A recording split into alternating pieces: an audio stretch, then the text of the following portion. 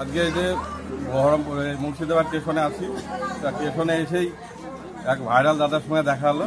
এই যে বহুপক্ষ হয় দাদা, খেতিনি মোড় ভাইরাল মিষ্টি দোকান।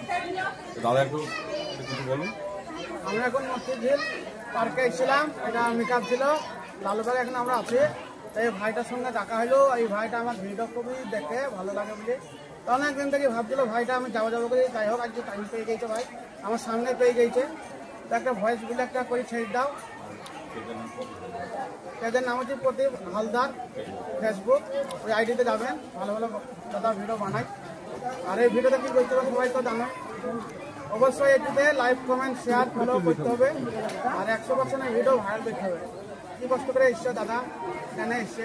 নমস্কার। দাদা খুব সুন্দর ভিডিও বানায়, আমরা দেখি। দাদা মিষ্টিও খুব ভালো বানায়।